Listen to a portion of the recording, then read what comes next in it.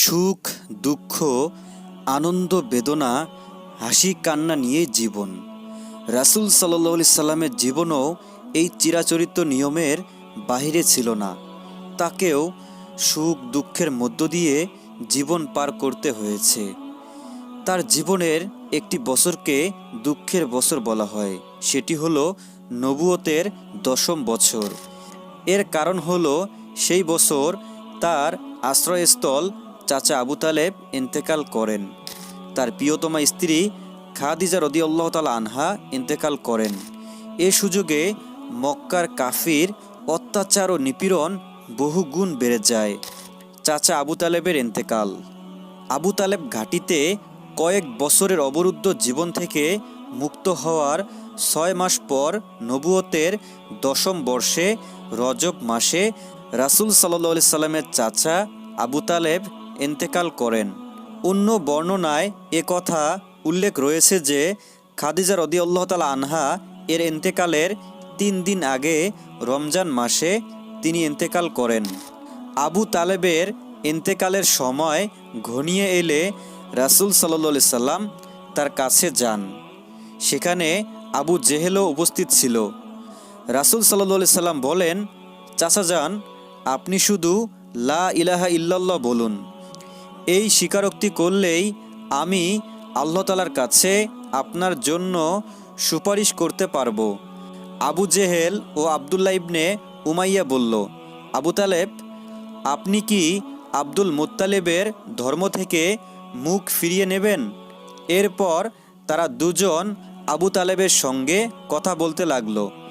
আবু তালেব শেষ কথা বলেছিলেন যে আব্দুল মুত্তালিবের ধর্মের উপর। নবী করিম সাল্লাল্লাহু আলাইহি সাল্লাম বলেন, আমাকে নিষেধ না করা পর্যন্ত আমি আপনার জন্য মাগফিরাতের দোয়া করতে থাকব। এরপর মহান আল্লাহ তাআলা এই আয়াত নাজিল করেন, আত্মীয় স্বজন হলেও মুশরিকদের জন্য ক্ষমা প্রার্থনা করা নবী ও মুমিনদের জন্য সঙ্গত নয়, যখন এটা সুস্পষ্ট হয়ে গেছে যে ওরা জাহান্নামী। এ বিষয়ে আল্লাহ তাআলা নিম্নোক্ত আয়াত নাজিল করেন, তুমি যাকে ভালোবাসো ইচ্ছা করলেই তাকে সৎ পথে আনতে পারবে না, তবে আল্লাহ যাকে ইচ্ছা সৎ পথে আনয়ন করেন এবং তিনি ভালো জানেন সৎপথ অনুসারীদের। হযরত খাদিজা রাদিয়াল্লাহু তাআলা আনহা এর ইন্তেকাল। আবু তালেবের ইন্তেকালের 2 মাস, অন্য বর্ণনা মতে 3 দিন পর উম্মুল মুমিনিন খাদিজাতুল কুবরা রাদিয়াল্লাহু তাআলা আনহা ইহলোক ত্যাগ করেন। নবুয়তের 10ম বর্ষের রমজান মাসে তার ইন্তেকাল হয়েছিল। সেই সময় তার বয়স ছিল 65 বছর। রাসূল সাল্লাল্লাহু আলাইহি সাল্লামের বয়স ছিল 50। হযরত খাদিজা রাদিয়াল্লাহু তাআলা আনহা শিকি শতাব্দী যাবৎ রাসূল সাল্লাল্লাহু আলাইহি সাল্লামের জীবন সঙ্গী ছিলেন। এ সময় দুঃখ, কষ্ট ও বিপদের সময় প্রিয় স্বামীর জন্য তার প্রাণ কেঁদে উঠত।